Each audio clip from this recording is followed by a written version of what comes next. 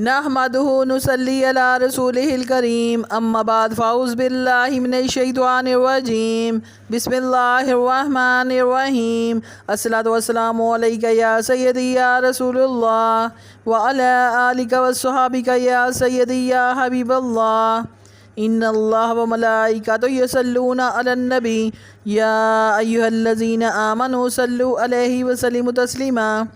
मेरे इस्लामी बहनों और भाइयों, अस्सलाम वालेकुम वरहमतुल्लाहि वबरकातुहू। मैं आपकी बहन यूट्यूब चैनल से बात कर रही हूँ। आप सब कैसे हैं? मेरी रब्बे करीम से इल्तिजा है कि वो हमारे घरों में खैर व बरकत अता फ़रमाए, मुझ समेत कुल बीमारों को शफ़ा अता फ़रमाए, बेज़रों को ज़र दे, बेघरों को घर दे, बे औलादों को साहब औलाद करे, सब परेशान हालों की परेशानियाँ दूर फरमाए, हमें ज़ालिमों, दुश्मनों, हासिदों, बुरी नज़र, बुरे लोगों से बचाकर अपने दामन रहमत में छुपाए और हम सब की नेक दिली हजात को कबूल व मंजूर फरमाए, आमीन।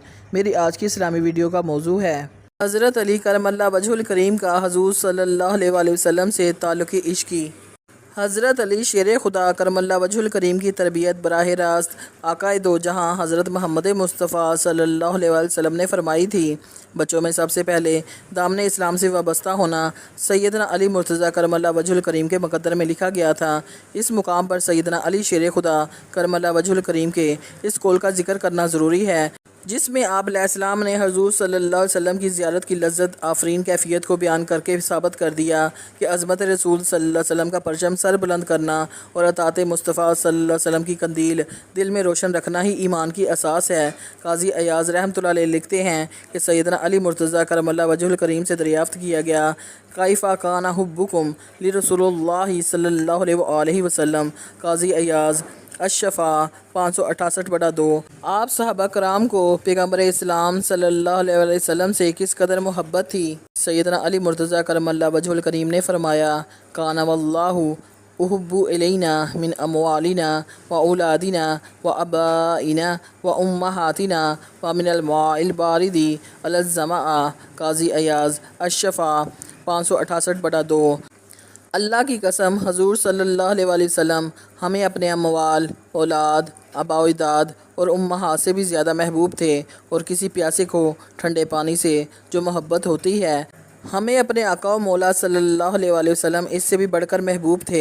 सहाबा कराम रज़ी अल्लाह तआला अन्हुम का मामूल था कि वो ज़ियारत मुस्तफ़ा सल्लल्लाहु अलैहि वसल्लम के मौका तलाश किया करते थे।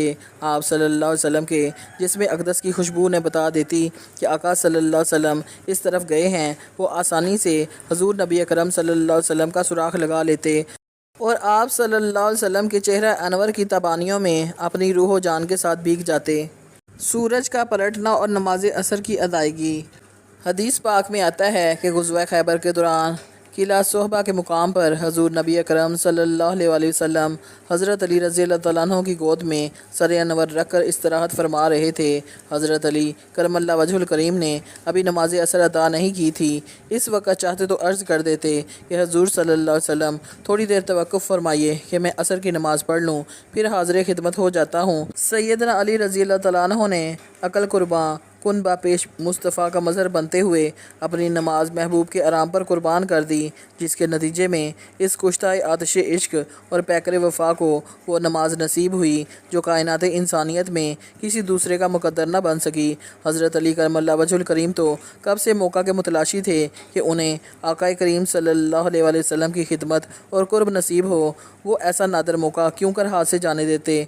वो तो ज़ुबान हाल से कह रहे होंगे, नमाज़ें गर कज़ा हों फिर अदा हों, निगाहों की कज़ाएँ कब अदा हों। चनाचा उन्होंने मौका गनीमत जाना और हुज़ूर नबी करीम सल्लल्लाहु अलैहि वसल्लम के सर अनवर के लिए अपनी गोद बिछा दी, जिस पर आप सल्लल्लाहु अलैहि वसल्लम ने अपना मुबारक सर रखा और इस्तराहत फरमाने लगे।